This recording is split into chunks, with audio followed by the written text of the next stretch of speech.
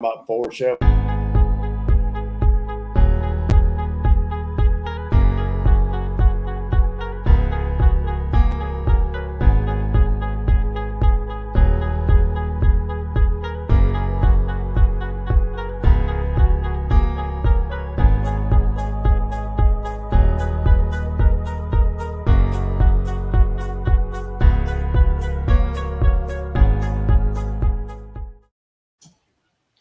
Wes, What's going on, man?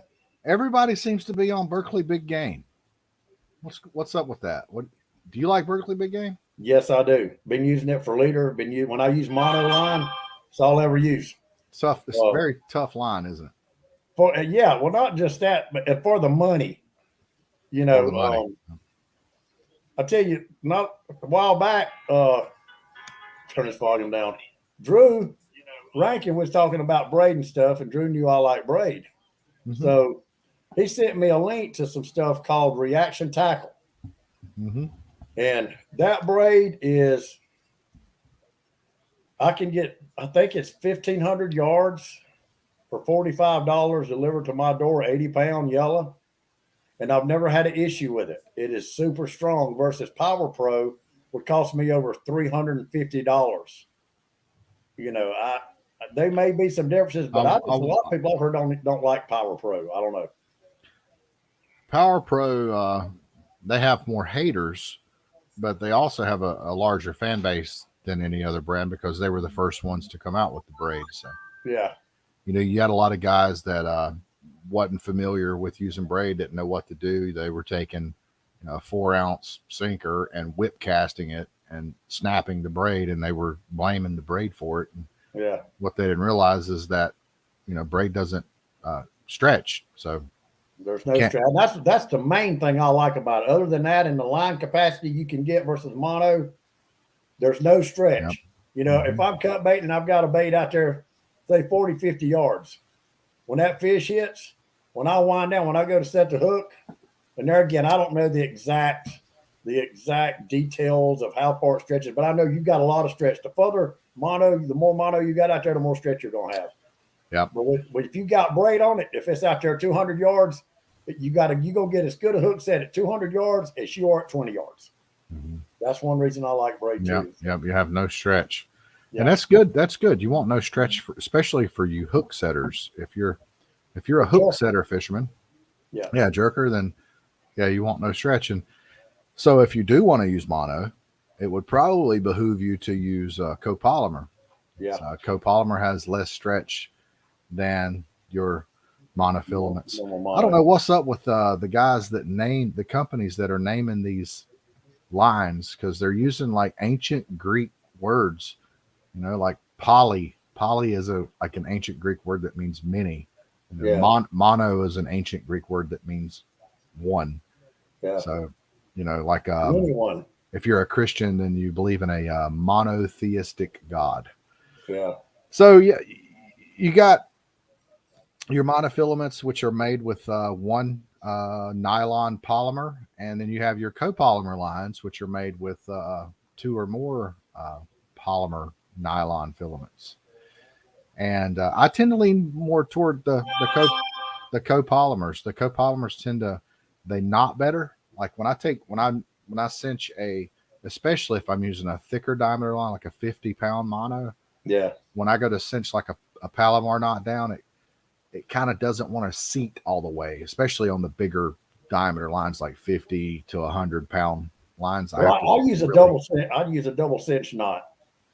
Now you can wet them and get them to cinch. The thing with the copoly is, how sometimes when you cinch down a knot, especially if you're using a smaller line, how it'll kind of weaken the line and give it that that crinkle, in like the line. Fluorocarbon does.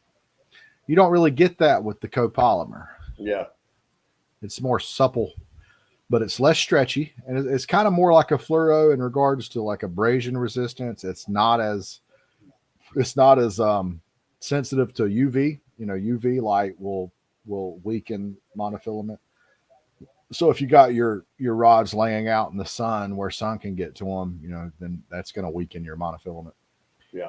so it doesn't do it as much with the I don't know. I just like the copolymer. I think, but you got to be careful with the copoly, because with the monofilaments, it's a little easier to distinguish the spinning reel lines, which is the more limp lines, like your Trilene XL. XL actually stands for extra limp. A lot of people don't know that. Then you got your Trilene XT, which stands for extra tough, and that's for the conventional reels, your round reels, your bait casting reels. But Berkley also makes Big Game.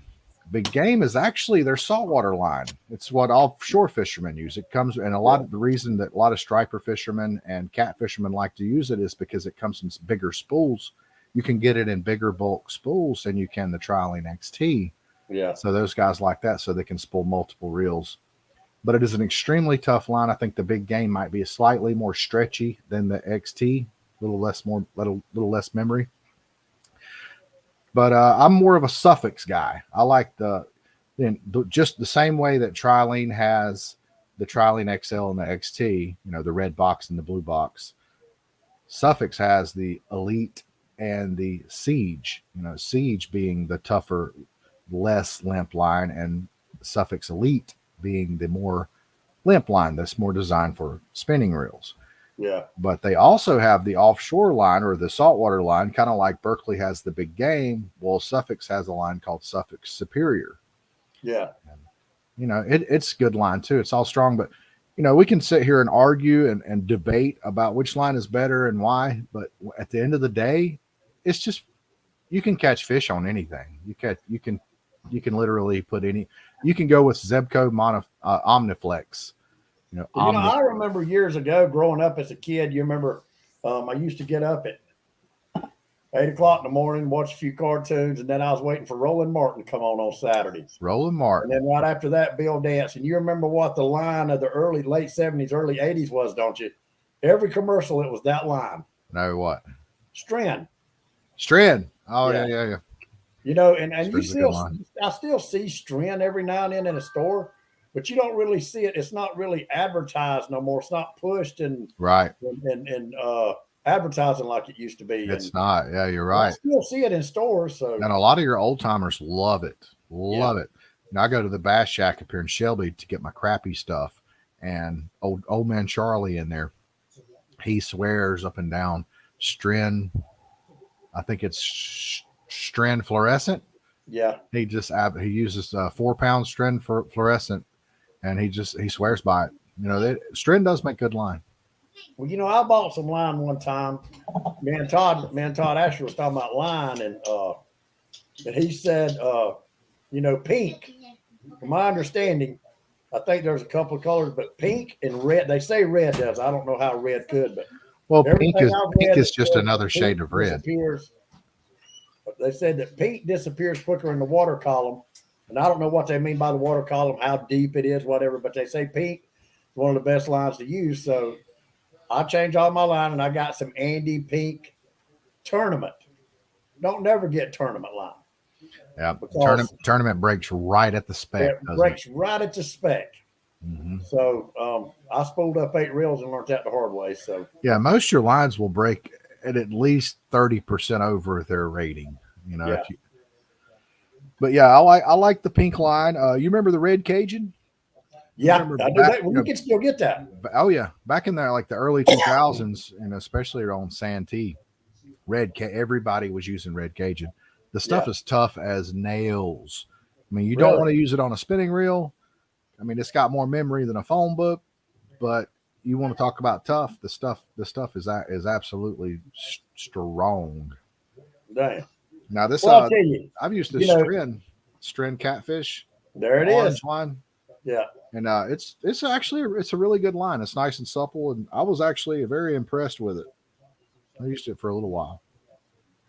Well, I was talking to Chris Hovis today, and there again, this could just be, and we're talking about, because everybody knows, and there again, we're talking about opinions. A lot of people like it. I think fluorocarbon's garbage. I think it's the biggest trick that distributors has ever played on the fishing world. But, with that being said, people that use fluorocarbon is, to me, kind of like people that drive Fords. You're trying to put a square peg in a round hole, and you'll just never learn, but Chris said that they did a comparison. He said that they was using fluorocarbon on one side of the boat. Shane Real was. I think he said Shane was. Shane likes fluorocarbon. He was using mono.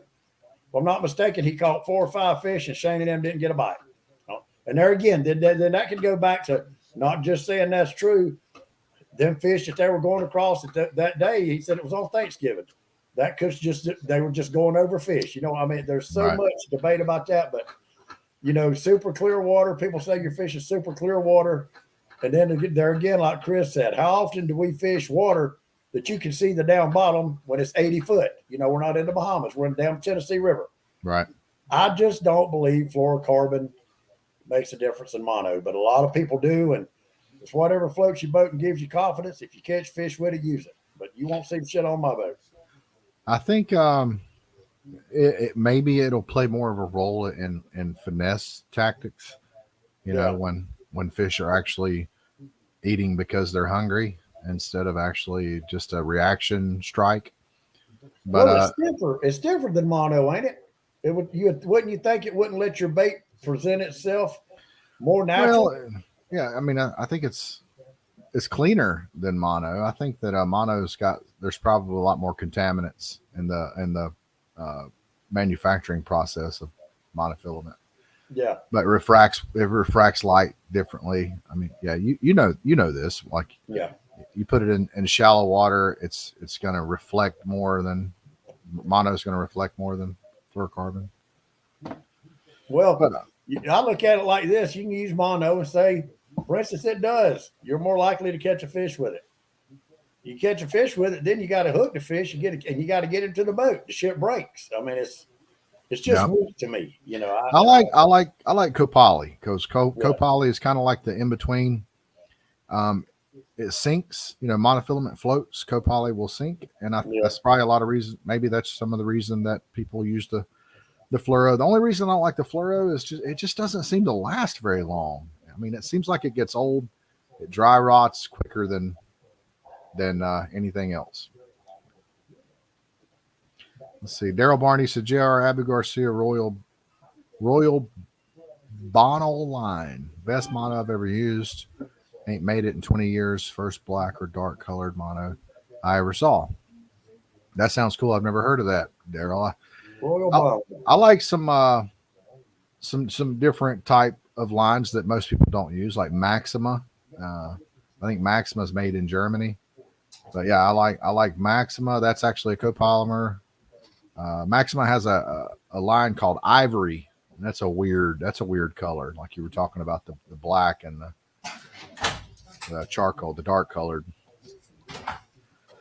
Hey, JR. Yes, sir. Chris said that was Thanksgiving weekend. He said we caught probably 20 plus fish in 2 days, biggest being 52 pounds, with several 40-pound fish. Over half the fish were caught on 30-pound big game leader. Right. Yeah, I don't know. I think that like I said, when you're fishing current, he was probably trolling, knowing him. He was probably trolling in some current. He was probably trolling 3 miles an hour. When you're trolling 3 miles an hour in current, it's probably not that big of a difference. You got guys using umbrella rigs with 12 gauge wire catching on lead core. So you got to understand when finesse is involved, when bass fishermen are drop shotting, or I know a lot of times, like in late January, I've had to downsize my line down to 2 pound and my jig size down to 1/100 of an ounce just to catch a few fish, where I normally use 4 pound line and 32nd ounce jig. That makes a big difference, downsizing the 2 pound line and 100th ounce. When it comes to, and those fish are eating because they're hungry. So if most of the time, I think a lot of these guys are actually, they're going after a reaction stripe. And I think some of these big fish, some of these bigger fish may not be as picky, especially when you're pulling a 1 pound gizzard shad or a 1 pound trout by them. They're like, hey, there's me a meal that I won't have to eat the rest of the day. That's going to do me. I don't care if it's being pulled by a clothes hanger. I'm going to eat it. Yeah. Well, that's another thing too. I like cut baiting because it don't matter if you're using a log chain for a leader. That bait's laying down there on the bottom, and most of the time you are in deep enough water where they can't see the line anyway. Well, you say that, but it seems to me like being a cut bait guy myself, it seems like I've caught more fish when I downsize my weight. If I'm cut baiting with an ounce or an ounce and a half, it seems like I've had more success using an ounce and a half than I have using 4 ounces and above. Well, when I cut bait it, if at all possible, because I use big chunks of bait, if it's at all possible, I don't even use weight. I'll put it out there on the bottom, let slack in it, let them pick it up. Hopefully, they don't feel no restriction. There's nothing there. All they can feel is that bait, and it's like there's nothing pulling on it, and they're taking off with it before I put it in gear. Todd Asher fish is totally different. If he's on the boat or if you're on his boat and you got one in free spool with a clicker on, he'll go all to shit if that thing ain't in gear. So that's just Really? another thing. People's got different ways, A lot of guys will fish gear. they'll fish for flathead. When you fish for flathead, most of the time you're using live bait. I don't really know anybody that actually target. I mean, people catch flathead on cut bait, but most people that are targeting flathead are using live bait. And a lot of guys will leave the reel in free spool. And well, when I caught that tarpon down there in Islamorada last year, we were using bait runners in free spool. And he said, soon as one picks it up, he said, pick it up, flick it in gear and jerk it hard as you can 2 times and reel like hell. Real. Yeah. But I'm going to tell you, I really enjoyed catching that tarpon.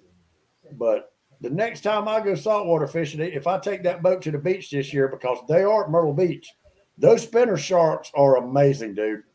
That spinner shark smoked my ass. I mean, and I've watched videos of people catching them. And if you don't really know the difference of what to look for, spinner shark, they jump just like a tarpon does. Yeah, when I think they turn, but they kind of act like a mako, kind of. Yeah, they're just like insane to catch. Yeah. You got to be careful when you're picking lines, because you don't want too limp of a line on your conventional reel. I kind of like a stiff line. I actually tried using Suffix Tritanium, which Suffix Tritanium is one of Suffix's copolymers. There's a lot of different copolymers out there. You got Yozuri, Triple Fish, Iserline. There's a lot of different brands that make copolymer, but Suffix copolymer is Tritanium, and it's an awesome line. It's as strong as your Berkeley XTs, big games. It's as strong as your stiff lines, but it's limp enough to use on a spinning reel. A lot of guys up north surf fishing for stripers love it on their spinning reels, because you get that tensile strength of a strong line that's designed for a conventional reel, but it's limp enough to use on a spinning reel.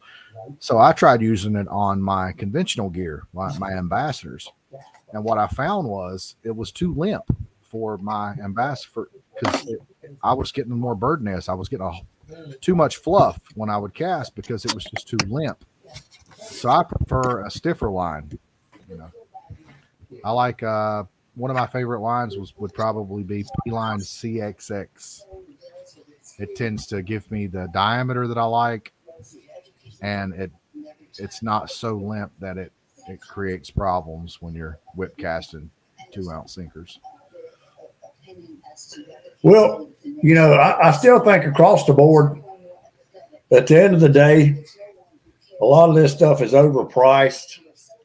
And I know you got different, like you're talking about the copolymers, and you got this mono and that mono, and you got this braid and that braid and this brand. But at the end of the day, Joe, the cheapest lines you can use is what I buy. And I'm not, it's not because, I like to save money. It ain't just like for being tactical. I'll spend some fucking money on fishing. I think everybody knows that. I'll buy a down boat in a minute if I like it. But, Berkeley big game and that reaction tackle that I use, that braid, I haven't used nothing no better. I've had no issues with it. I can't see going to spend $350 for Power Pro when I can get this same thing for $45 and it's doing the job. Yeah. And who knows? It could be made in the same plant, different name. I think, you got a lot of different braids. You got your 4-strand braids, your 8-strand braids. You got your braids that are rounder than others. When it comes to braid, I like a stiffer braid when I'm using conventional gear. That's why I go with uh, I like Suffix Performance Yeah. when I go with on my conventional gear, and I like Suffix 832 on my spinning gear. Suffix 832 it's an 8-strand braid. It's a very round braid, and it comes off the spool like a rocket. Yeah. Uh, Suffix Performance braid. This stuff is stiff, and that's what I like on my conventional gear. Let me see if I can pull a little piece of this off for you and show you. Oh yeah, this stuff is stiff as a nail.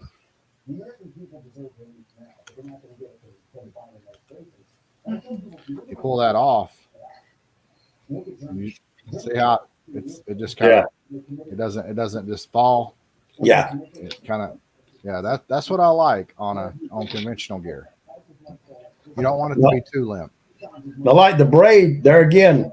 I like the 80-pound braid, but it also, I think that's 4-strand braid that I use, but it's kind of coarse. But one reason I like that is, of course, it gives you a little bit more protection over rocks if there is a such thing when it comes to braid. But it also holds good in the clips and the planer boards. Pulling current, It does, yeah. The bigger diameter. Yeah. And the thing that scares me with braid is it laying on the bottom. When you're cut baiting, because I cut bait with braid as well. I got a deal on some 70-pound Daiwa Samurai, which is normally like $45 for 300 yards. It's ridiculous. It's like it's snob braid.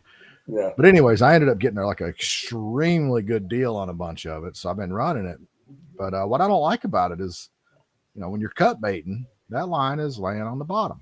I mean, you can use a real thick monofilament. Bless you, Lori. You can use a really thick monofilament leader, but still, there's some of your main line is laying on the bottom, and if you got a lot of sharp stuff down there, that could be an issue. But I do it. I continue. Well, if it's sharp enough, it's going to be an issue with mono. Right, but mono is definitely going to be more abrasion resistant than. I mean, you could do like Todd Smith. Remember Todd Smith we had on the show? Oh yeah, he uses 200-pound braid. He uses 200-pound braid. I mean, that pretty much just takes all of the abrasion resistant argument out of it. So. Yeah. And then he just hooks it up to a worn winch. He's got a winch on the back of his boat. When he hooks a fish, he's got a little slip knot there. He just puts it on the winch and just turns the winch on, just winches the fish in and let him go. Yeah. He's I like old Todd. Old Todd was that's one of my favorite guests we've had on. You know what's funny?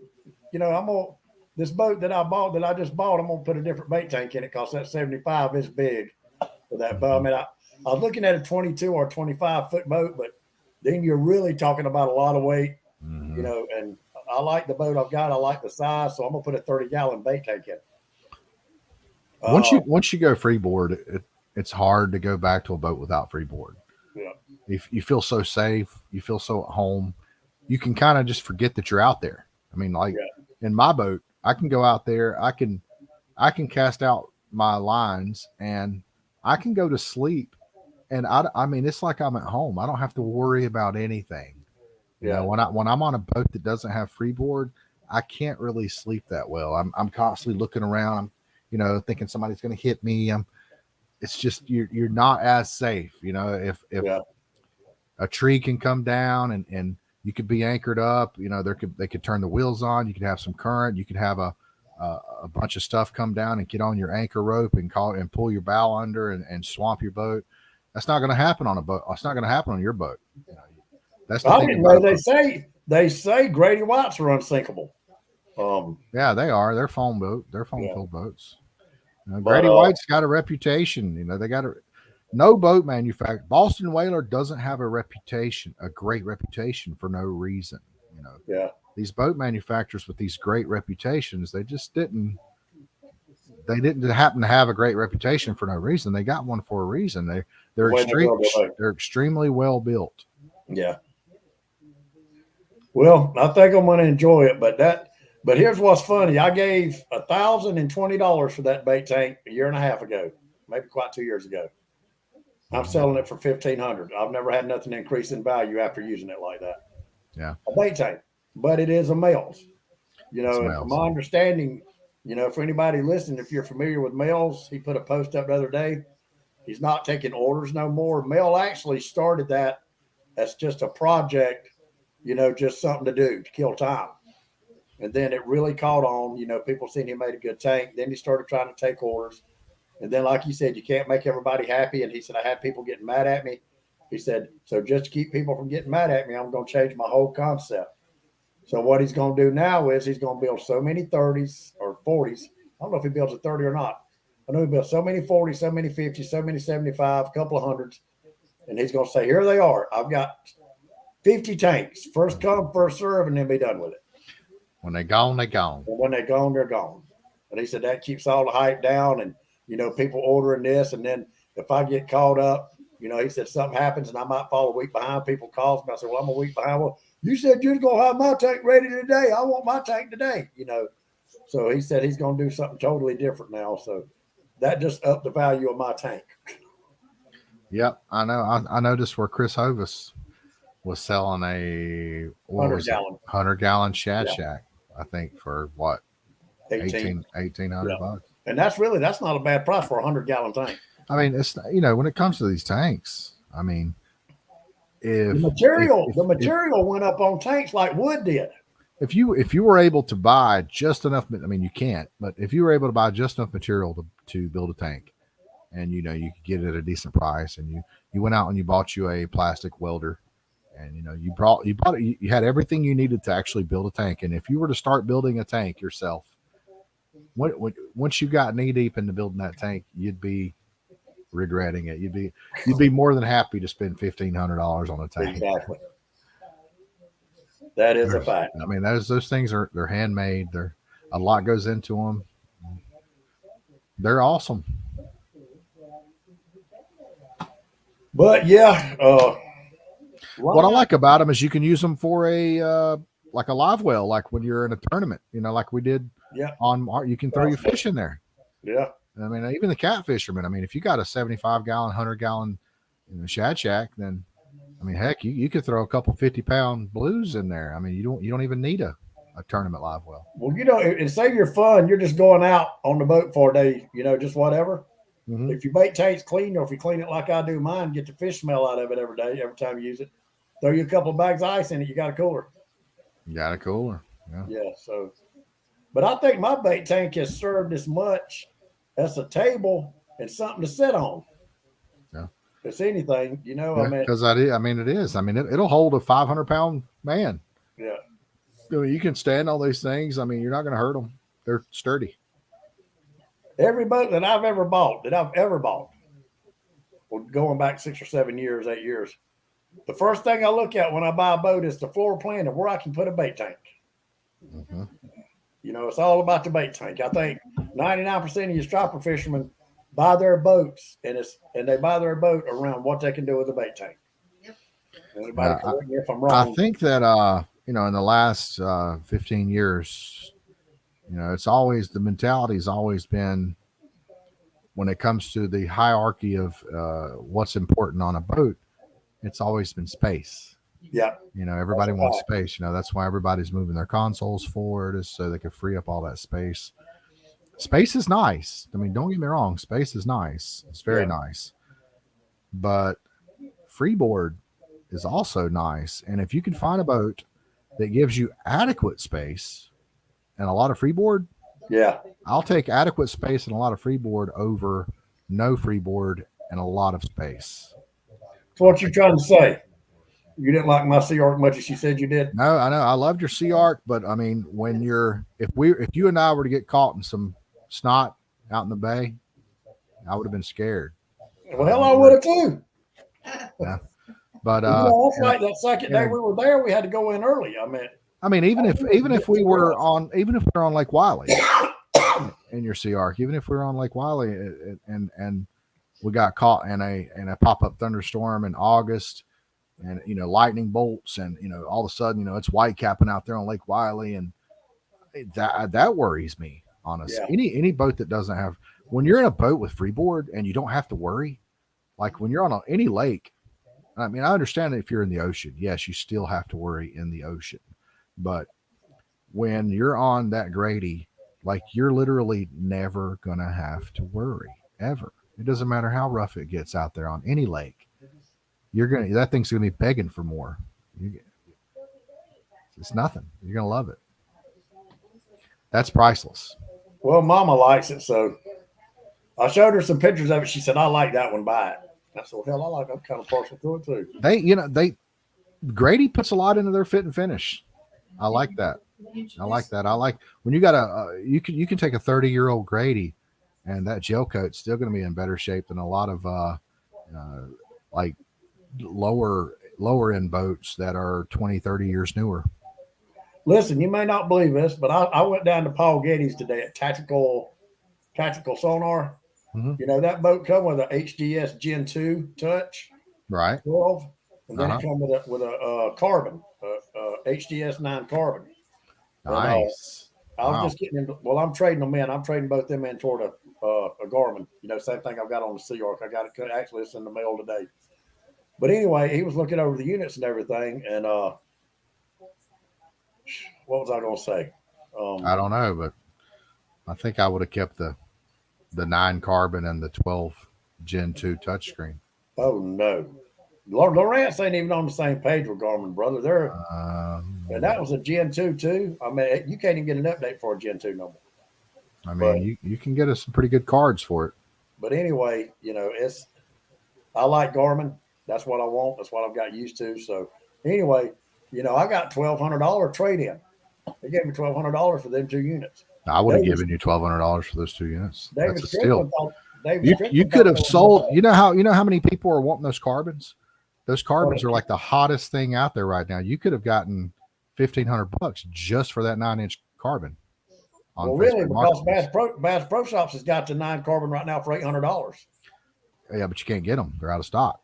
Oh well, yeah, they're out of stock. It don't matter. It's his, and it's going to be on its way to Tennessee tomorrow. Yeah, they're the 9-inch is the 9-inch for $800.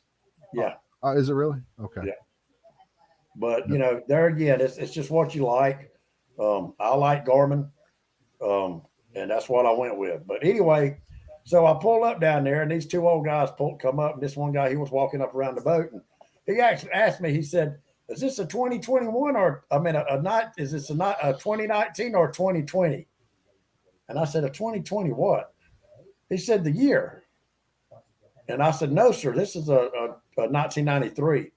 And he looked, and he said, "Are you kidding?" I said, "No, sir." And he walked up, looked at the gel coat, and he said, "Nobody ever used this boat, did they?" I said, "I'm sure it's probably been used a lot, but I think it was took care of." It looks like they may even redid a gel coat on it at some time of its life, because it looks like a shiny dime. I tell you what, man, I had a Scout boat once, a Scout 172. It was a 2001 model. Yeah. And that boat was absolutely gorgeous. The gel coat was just immaculate. It was it screamed quality, and I got a 03 Brunswick Trophy. Yeah. And the Scout was older than it, and the fit and finish on the Scout was light years ahead of my Brunswick. Really? Yeah, it was just so good quality boat manufacturer. That's why Grady holds their value. That's why Scout holds their value. That's why Boston Whaler holds their value. I mean, they'll last forever. Well, we was talking the other day. I was talking to Perry. He's talking about Google's your friend. I know they had some issues with the transoms. But this boat yesterday, when I went down there and actually did it again today for good measure, but the motor was tilted all the way up, far as it go. Mm-hmm. So I'm getting on the back of it, and I'm literally bouncing the boat as much as I can, and that transom did not budge. Yeah. I don't know. I think that people hate on wood. I don't think wood's a bad thing. Wood, if wood's fiberglass and as long as people aren't, as long as you're not drilling holes in it, letting water get in, I mean, it'll last you forever. Or, when you put in the motor, if you're changing the motor, make sure you silicone it real good. Make sure you silicone it real good. Yeah. Do it In properly. fact, glob it in there, push it tight, you bolt it, and then just wipe the excess off. Just make sure it covers everything. Silicone's right. cheap. Yeah, Holes are expensive. I mean, so expensive. And then like when you put a depth finder on, I just pack. If I drill a hole, I mean, when I put a transducer on, pack it full of silicone and let it. When I put a screw in there, and just let it mush. I mean, you can wipe that excess off. You can't put too much silicone when you're drilling in that transom. Mm-hmm. Yeah, I mean, silicone's a whole lot cheaper than replacing a transom. They didn't get the reputation for building boats whose transoms rot out. No, but and then what they were talking about, those Parkers, the Stingers. I mean, Parker and Fountain is the last people that I know now. They're both boat manufacturers. They're made in North Carolina that actually hand make their boats. They hand lay the fiberglass. They cut the molds out. Everything is done by hand. Nothing's done with a machine, with a Parker or a Fountain. Mm-hmm.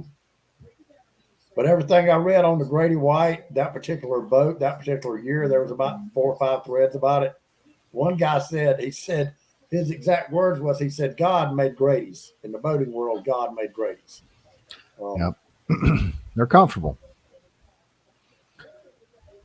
I mean, they don't look quite as cool as the Parkers with their pile houses and their long decks and their pile houses, but she's so sad. I think the fit and finish is better on a Grady, and I think they're more seaworthy. Smaller country. Well, JR, let's see, what do you have? Josh Hicks asked, what's the draft on that? I don't know, JR. Josh Hicks. I don't know what the draft is. I would say probably around, I think it's 12. 18 inches at the most. I thought I'd have to look up the specs on it. I don't know. I mean, people put too much stock. I mean, I don't know why people are like this. I think it's us Americans. I think it has got a lot to do with the Great Depression. You know how, my grandmother had like 5 outbuildings. She never threw anything away. She was a pack rat. We have that mentality. We want to buy something that's gonna, outlive 10 generations. That's why, a lot of the reason these guys buy these aluminum boats, it isn't because they're lighter, which that should be like your number one reason for buying an aluminum boat, because it's lighter. That is should be the number one reason. But most people's number one reason is because it's going to last forever. Yeah. I'm like, a Bayliner is going to outlast you, I mean, if you want a boat that you want to pass down to your grandchildren, you don't have to get an aluminum boat. There are plenty of fiberglass boats that are good enough quality to last several generations. This is my opinion. I think fiberglass, like you said, anything in a boat, if you get something, you're going to give something. It's a trade-off with a boat. I figured that out the first 2 or 3 boats I had. I do think fiberglass takes a lot more maintenance than aluminum. To a certain degree, I think aluminum's a lot tougher than fiberglass, but also, like we was talking one night about that Sea Ark. I could hit a rock or something and knock a hole in that Grady. I'm probably still going to make it back to shore, unless it's just a gigantic hole and it's just going to waterlog the boat where it can't move. You know what I'm saying? I know they say you can't sink them, but Grady's are unsinkable. I mean, even if you were to knock a hole in it, you're still not going to sink it. But then if you do that to that Sea Ark out there, that's something that's going to sink like a rock. It is. And, it's not really that much more expensive to repair fiberglass. I mean, fiberglass is tough, first of all. I got a high tide boat, and I will put it up against anybody's aluminum boat. We'll go stump jumping, and I'll put that fiberglass hole up against any aluminum boat. It depends on what gauge the aluminum is. And if you knock a hole in it, you got to have it repaired. And I don't know if you've ever had a hole repaired in an aluminum hull, but it's not cheap. If you got a quarter size hole in an aluminum hull, you're looking at least $100, $150 to have that repaired. Yeah. So it's not cheap. Jeff Pill said, I bet there's never been a Grady White in a Caney. Well, I'll say this. I bet there won't be a huge craft up there no more if you ever hit a rock like Drew Rankin hit in that skiff. you'll be sitting on the bottom. You know, I mean, if you think about it, let's say even if your boat drafts 2 feet, I mean, unless you got a jet drive, even if you got a skiff or a Sea Art with a 3-degree hull, you know, your boat only drafts. Let's say your boat only drafts 6 inches. Your outboard still got to be down so your far. outboard drafts more than that. Your outboard's Exactly. So I mean, unless you got a jet drive, you're not going any more shallow than anyone else. And Well, I mean, at the end of the day, me personally, you know, I've been up the Caney one time in that Sea Ark, and the only reason I went up it because I was right behind Jeff Peel. He's been up there before. He knows it. I never went up the Caney that far. I don't give a damn about a fish where I think I'm going to tear something up. I don't care what it is to catch fish. And yes, Jeff Peel, this year you will see a Grady up in the Caney, but you won't see it above that first bridge. You might not even see it above that first hard right turn. But, you know, there's a place for everything. There's a place for whatever boat you've got. You know, like I said, to get something, you're going to give something. Honestly, right. I'm not going to take that Grady nowhere that I never took that Sea Ark. Don't plan on doing it. And a lot of people want to scream dead rise. And what you got to look at when it comes to dead rise, you could have a boat with 21-degree dead rise. But where is the 21-degree dead rise? Is it at the transom? You know, what is your dead rise at the bow? You know, I think that's the difference. And that's why people say that the Parkers ride so rough, is because they may have a 21-degree dead rise. And then it's flat past it all the way back. But it flattens out more than other boats. Junior Westgall said, I love my Starcraft. And Junior, I think you're smart by owning a Starcraft. And I think that's why a lot of these guys are actually going after Starcrafts now, is because if you look at the market, you know, I just saw a monster, whatever brand that like Zach Royce has, the aluminum boat, you know, selling used for $90,000. You know, these aluminum boats, when it comes to these catfish, quote unquote catfish boats, they're nothing more than a Sea Ark. They're a 15-degree, 28-inch side, no freeboard to speak of. Yes, the 24-foot, the longer boat, the more rougher water it's going to be able to handle. Like Wes's boat handled water pretty well, but you don't have any freeboard. You don't have any sides are only 28 inches. A 150, which is what Wes had on his boat, is plenty for those boats.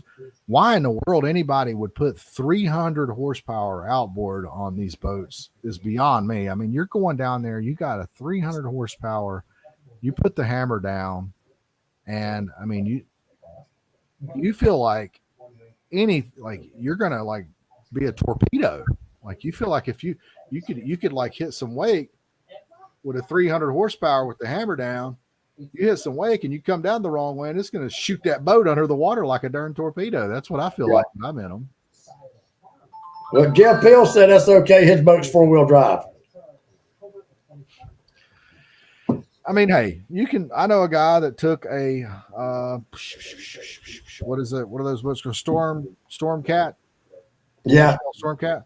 Yeah. I mean, yeah, he took it into like 18 inches of water, wide open throttle to get to this place to catch some bait.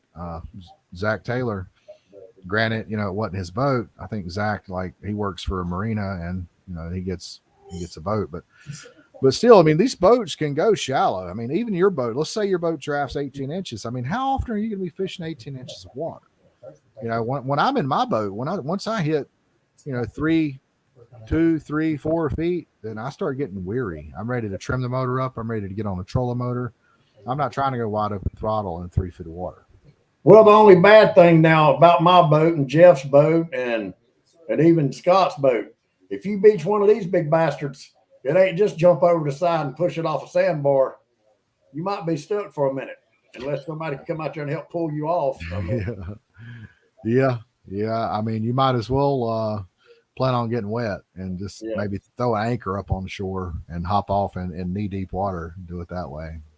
Yeah, if you run that boat all the way up on the beach where you can get off without getting wet, then you might have a hard time getting it off.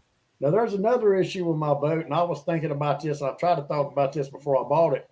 Is when I'm fishing by myself or even with somebody, if I don't have a dock. Well, you know, most places in Tennessee don't have down docks. There's a few I fish up there, but most don't.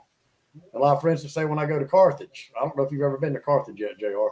I have. Okay, well, the Carthage ramp does not have a dock. So if Right. I beach my boat up there, that front railing is so high, I'm gonna buy me a ladder that I can hang up there if I'm by myself, get down, go park the truck, and then get back up on the boat. Yep. But I was wondering if I get one of them rope ladders, just kind that I could kind of stow away easy versus a stiff ladder. Mm-hmm. I believe I'd probably break my damn neck on a rope ladder. I don't know if I can. Yeah, I don't think I do that. I think I would try it without I think that you can get on it. I think No, the both that's pretty high, JR. Yeah, I'd I'd try it. If you beach it, the front of it's going. Then if you beach it, your front's going to be up a little bit anyway. And listen, I'm an old man, brother. I believe I might be better at least just try to get me a little old 5 or 6 foot ladder, maybe something with hooks on it. That I could just throw it up over the rails and get up on it. I mean, I don't know. That's the biggest issue I believe I was going to have with that boat. If I don't have a dock, because if I got a dock, I can get up on the boat. I think you can do it. I don't think your boat's got much more freeboard than mine does, and I've never had a problem when I beach my boat getting on it. I don't know, boy. It's pretty high. Todd Smith said I'm never by myself. He said you'll need a ladder. Yeah. He said you're screwed. Scott Perry said you're screwed. West, sell it. Damn, Scott, I at least want you to see it before I sell it. He said buy the polished and wax by the gallon. It's cheaper that way. He's not going to need all that. I mean, if you got a boat with a good gel coat, good quality gel coat, you'll be surprised. You don't really. It's the cheap boats that require all that wax. Yeah.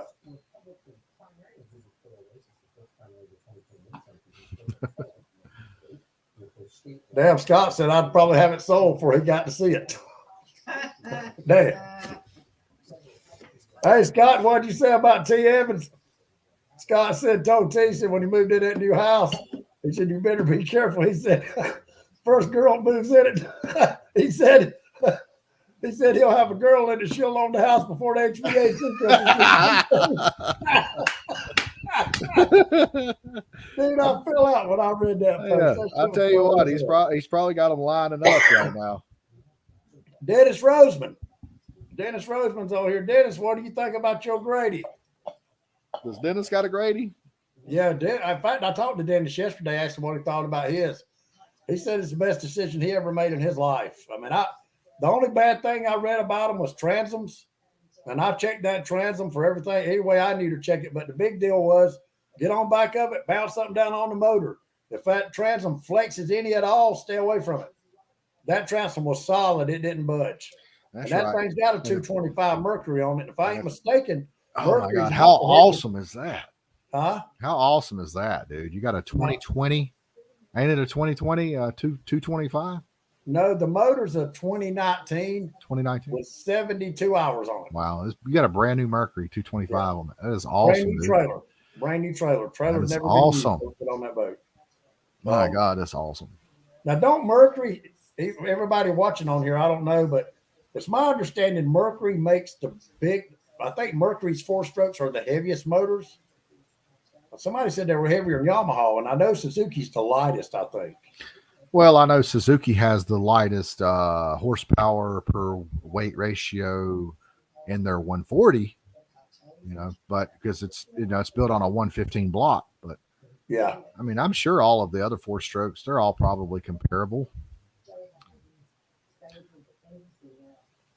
Shane said, now Wes got JR putting his hands on top of his head because I did. I don't know why people I get more comments on where I put my hands than anything else on this show. I like leaning back and I put my hands on my head. That's when I do my best. David Mercer said, what model is the boat, Wes? David Mercer, I got you sweatshirt. It's been in my truck for a week and a half. I still hadn't gotten by there, buddy. I'm going to get it to you soon. But Wes, he said, what model is your boat? It's a 21 or 20. It's actually a 21 and a half foot, but it's an Adventure 20. It's a 1993. And if you stand back from the boat and look at, or even get close to it and look at it, just the outside of the boat, it literally looks like a brand new boat. It's already got an enclosure you can put up and take down that had those 2 depth finders on it, which is already traded in for a new Garmin. It's got the 36-volt Altera self-deployed trolling motor, 3 new batteries in it. Scott Perry said Mercuries are lighter after they blow up. Man, when it comes to these new 4-stroke outboards, they're all about the same. I mean, Yamaha's living off their two-stroke reputation. You know, Suzuki. You know, you got all these Japanese manufacturers. You know, E-Tech got out of the game. There's no more two-strokes. All of them's four-stroke now. Mercury is awesome. Mercury's made in the United States, and they're badass. So talk junk about Mercury all you want, but it'll outrun a Suzuki. Well, yeah, that is a fact. But I'll be honest with you. I've had two Suzukis, and I loved them. I think the Suzukis, from my understanding, have a little bit more torque than Yamaha and Mercury. I don't know. Mercury's the Mac Daddy when it comes to power, baby. Oh, it is? Oh, yeah. Always has been. Tower, Power, Black Max, all of them. The XR series, all of the Yamahas. I remember my buddy, I had a 25 horsepower BRP Johnson, and my buddy had a 1985 model Mercury. I mean, it was a piece of junk. Daggone thing wouldn't hardly stay running. We went out to Lake Norman one day. Man, that 25 Mercury blistered me. And even in the bass fishing world, any bass fisherman will tell you those Mercury, what are they, XS, Pro XSs? Yeah. Yeah, they're the fastest motors out there. Optimax was fast. The direct injected Optimax was the fastest out of the E-Tech and the Yamaha HPDI, all of the direct injected two strokes. Mercury was the Mac Daddy. Mercury's the Mac Daddy when it comes to the Pro XS. I mean, they're all about speed. Mercury. Well, that's what mine is. It's a 225 Pro XS. Man, that thing will haul balls. There's nobody. It'll run about 46 miles an hour, 47 mile an hour. Yeah, but the amount of time it gets, it don't take no time to get there though. No, it gets up on plane quick. It's a monster. Yeah, I'll put it against anything. It'll smoke at that Seahawk. You hear me, Scott Perry? It'll smoke that Seahawk. Oh, don't get him started on the AJR. I'm gonna tag him tonight in that forum on the Whole Truth about the bad whells on the Seahawks. What kind of whells Perry got? I think Perry's got a Seahawk. Yeah. Seahawk. Yeah, those are the ones that are notorious for the whelds, right? Yeah. Perry, you better start Googling some of your stuff before you start cracking on my transoms. I mean, I've heard of tracker boats welds breaking, but I didn't know. Because I'm telling you, this one guy in Oregon said that half of his transom fell off with a 300. Had a 300 Yamaha. Those transoms, they'll fall off them Seahawks. Hey, I'm telling you right now. I'm gonna tag him in it tonight, and I'm gonna get him there. He's trying to make me nervous. You better get some JB welds. All I know. Hey, some flex tape. I'll be right back.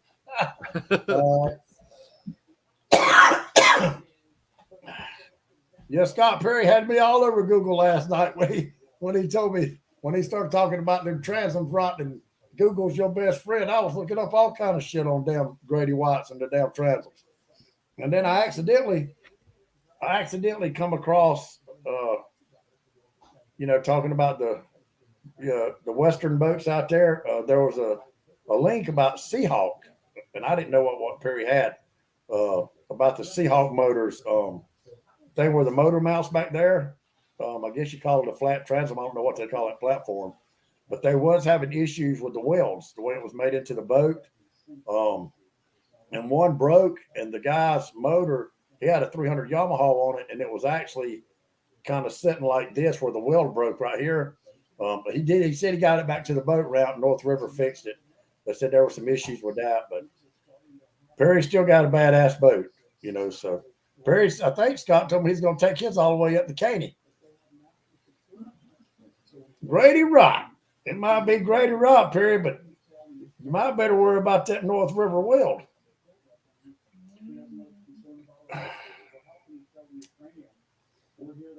Perry's on Google right now looking it up. What's up, Anthony Finley? Hey, why JR's gone? Anthony Finley invited me and my grandson this past weekend down to him and his dad's camping. They've got a camping lodge down in, what's the name of that town? At Newberry. Listen, I take my son down there and we cooked and built a fire and it was, let's see, me and Seth, or Anthony and Seth, me, BJ, Timmy, Danny Finley, very good friend of mine, great guy, Anthony's daddy. And listen, my grandson had a blast. all them guys down there treated him like a little king. They've got him eating deer meat too. Bless his heart. But He ain't but six. and he's not but 6 years old. And those guys, listen, he enjoyed that. We did it about this time last year, and those guys treated my grandson like a king. He calls them the boys. He liked hanging out with the boys. So Really? Anthony, if you still on here, I really appreciate it. And also, Anthony, if you're on here, just in the comments, how did your dad's surgery go?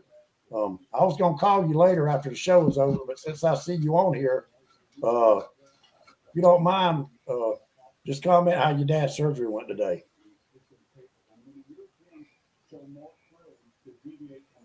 Anthony Johnson said, "We live, baby." JR, what are you doing? Somebody sent me a text message. I was reading it. Oh, But let's see. Todd said, let's talk bait tanks. You know what my favorite bait tank is, Wes? don't SBT2 probably.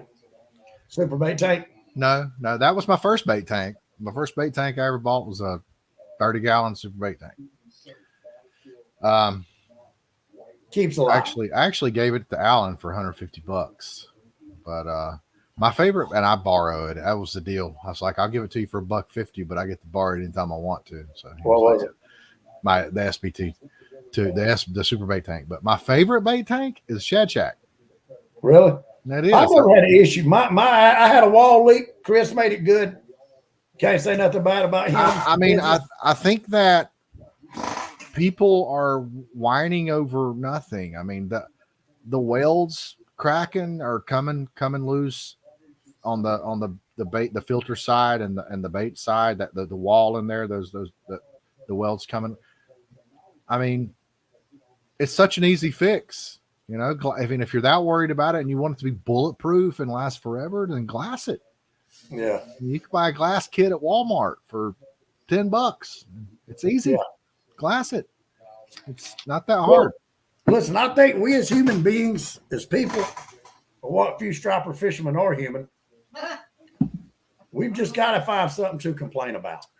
And We if do. everything don't, and I think for the most part, and there again, striper fishing, catfishing is two different cultures across the board. It is. You know, and I think your striper fishermen are more, we bitch and gripe more about things that a lot of other people do.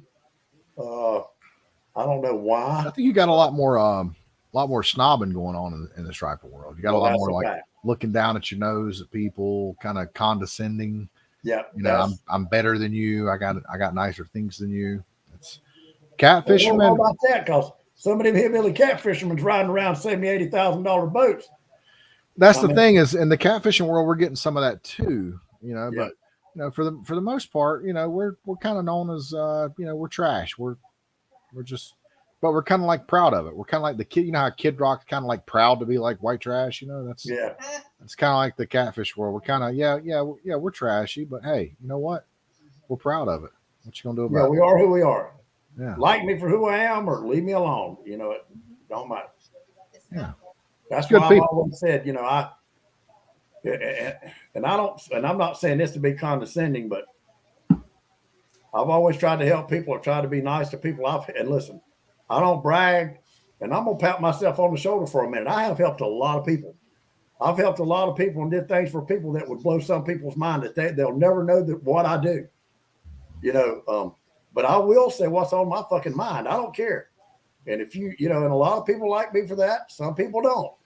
And that's okay. You know, there's a lot of people, I don't like them, but I respect them to a certain degree. right. You know, there's a lot of people that don't like me, but you will respect me. That's right. I think a lot of people like you got guys that you got a lot of woe is me in the fishing world. You know, like when it comes to Wes Rose, like you know what you're getting with Wes. And I think that people know. They know you. Like they know me. And I think what people have to do is they have to just relax and just do their thing and stop trying to like prove themselves to everybody. I mean, Yeah. people know. If you come from humble beginnings, people are going to know that. You know, if you put in the time, you don't have to tell people that you put in the time. People can see that you put in the time. I tell people I was raised in a mill village. I come from a mill village called Judson. I don't know if anybody on here has ever heard of Judson. It was a mill village, but when I was a kid, I was considered Mill Hill trash. Yeah. But, with that being said, my mama worked in a textile mill. And I've always told people, I didn't have everything I wanted by no means, but I always had everything I needed. And any little bit of extra that she could do for me, she did. So I'm very grateful for that. I didn't live over in Santa Clara Botany Woods. I didn't have all the video games and back then $50 and $60 Nike tennis shoes and all this shit. I wore Bobos to school or Tracks or Cougars, but now, I've worked my ass off. Me and my wife both. We've got a little money. A lot of people think I'm rich because I fish when I want to, but I'm so far from being rich, it's unreal. But I'm not living paycheck to paycheck today. We've worked very hard to get our credit established. I can go buy any fucking thing I want to on credit now. There's not a lot that I want, but just the fact that if I need it, I know I can get it. It's a peace of mind. Yeah. But I've never looked down on my nose at another man. Never. I can say this honestly. Look down my nose and say, well, I'm better than you because I've got more, or I'm better than you because I'm smarter than you, or I'm better than you because my clothes are nicer, or my truck's better, or my house. I've never did that. You judge people by what they are and how they treat you. That's right. Yeah. I got me a new lens for my camera that my friends bought me. And I'll be making a video pretty soon with it. I'm pretty excited about it. I had some lenses. I had a 12mm lens that was manual focus, and I just bought a new autofocus lens, and I'm pretty excited about using it. It's gonna be a good lens. So how you like it? Oh God, I love it, man. It's after I've had that camera for years. That camera came out in 2016, I think. Yeah, and that's when I bought it, and I never really used the camera like I should have. Like you've noticed, I've used my phone more than I do anything, some GoPros, and I only use it for like certain shots, but I'm going to incorporate it into my content creation. Like it's going to be my primary from now on. And losing my camera and having you guys buy me a new one has given me a new, y'all have reignited a flame when it comes. Just tell everybody, JR, to that mirrorless camera. Wes and Scott Perry went in and bought my new camera. They bought me a brand new camera, just like the one I had. It's pretty awesome. And it's reignited a flame inside of me as far as creating something with it. That's all I can think about. I bought a new lens for it. I got out some lenses that I never really used, and I'm learning a lot more about the camera. I never really learned everything there was to know about it, so I'm learning a lot more. And I'm just excited about making some videos with it. Well, listen, and I've told this story quite a bit. I've told it a few times on Facebook, but I'm going to reiterate on it again right quick. When I started back really trying to fish striper fishing hard about 5 or 6 years ago, I got a boat, got a decent boat. It was a skiff with a Mercury motor, trailer and everything. And, and I posted something on Facebook. I said, well, I'm going to be able. So I've got my boat and everything ready. As soon as I get me some rods and reels, bait tank, I'll be ready to fish. And long story short, I met Shane Howerton down in Livonia, Georgia 2 days later. He gave me 4 brand new rod and reels, Ambassador 6,000. I meant 6,500, whatever they was. No, he gave me 3. He gave me 2 sets of planer boards and a brand new Keeps Alive bait tank, and told me to go fishing and wouldn't let me give him no money for it. And 2 years later, I finally broke down, and he took a bottle of McKenna Creek liquor. So awesome. it's just trying to pay it forward. You pay it forward. That's why we do this. What fishing's about. We're good people. That's why we do what we do. I mean, I've helped people. I had a guy that lost everything he had in a fire, and he was a fisherman. He lost all of his rod and reels, and he was like, he got on Facebook. He was discouraged. I got his address. Privately, I messaged him about his address, and I sent him a box with, reels and tackle and everything you needed to get started again. Yeah. No, I've never told anyone that. So I mean, we do things and we don't expect a pat on the back because we don't need one. It's what it's about. It's awesome. Well, I think at the end of the day, God knows what you do and don't do. And, Amen. I just, like I said, I like helping people, and I want to help people that I know really needs it, can use it, or that'll at least appreciate it. Just say thank you. And I know they appreciate it. And if somebody else needed something later in life, they would help them, because I have had a lot of help. No, you'd be surprised. I mean, how far it goes. I mean, and it helps. It helps you. It helps you. It helps you. It makes you feel good. It's just, at the end of the day, though, you're fishermen, and here's what's weird. I've noticed this, especially in my culture of fishing. We're subject to argue and get mad at each other. right. But we'll do anything in the world for each other. Oh yeah. That's right. Let me tell you a story. Everybody knows how Billy Davis is. Nobody that I know of, there might be 2 or 3 people in the whole striper industry that likes Billy Davis.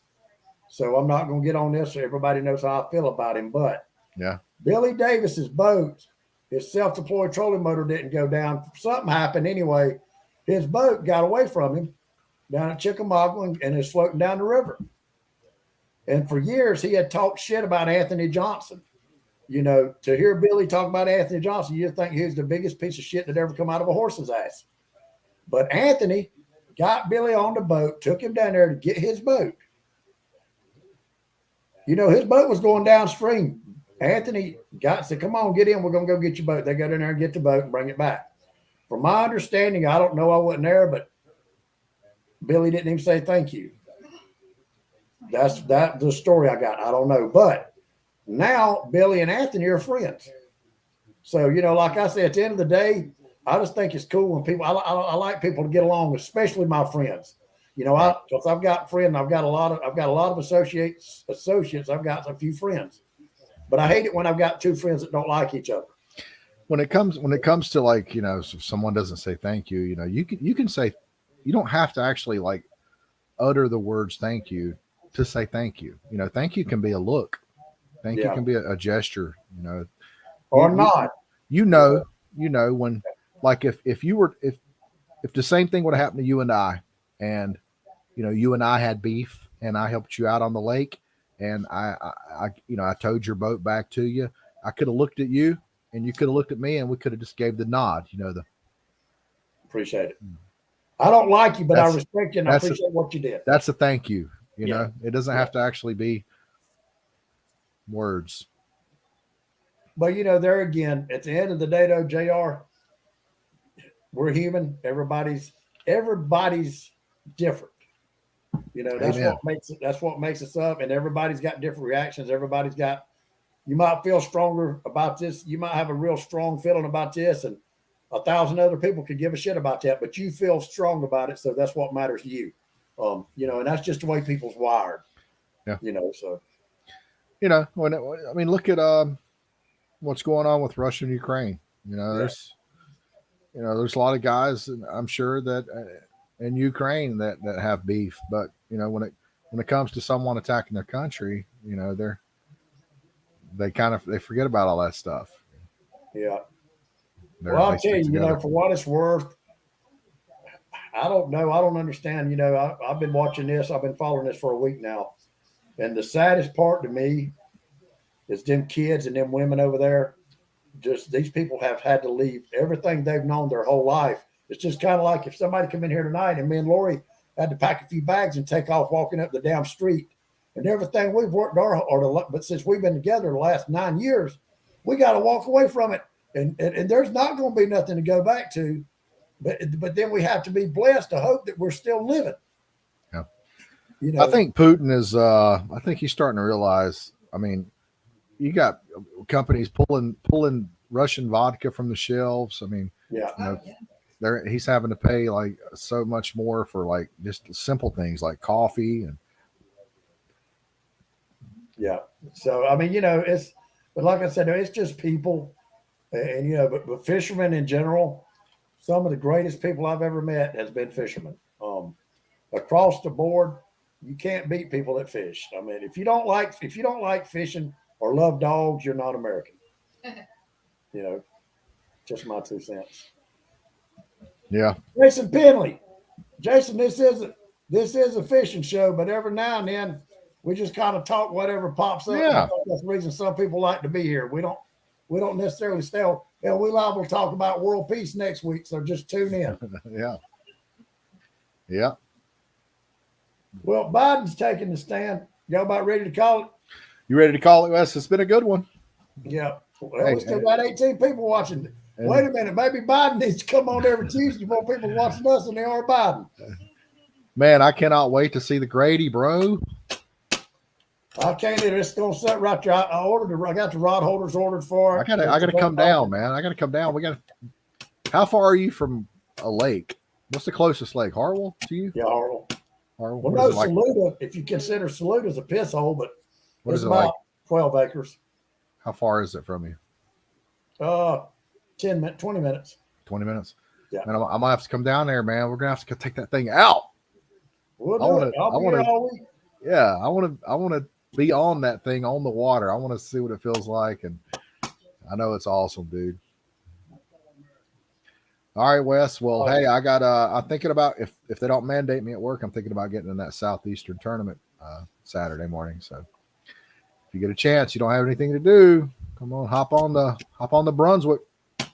Oh, buddy, well, you have a good one. Anthony Johnson, it is story time with me. I'm better than Biden anyway. But no, Good night, everybody, guys. appreciate Chris just coming back on, but everybody appreciate y'all watching. JR, you gonna get us another topic next week? I'll work on another topic next week. Have a good night, Wes. Good night, everybody. Everybody have a Thanks good for week. stopping by. Thanks for stopping See by. ya. See y'all. Peace.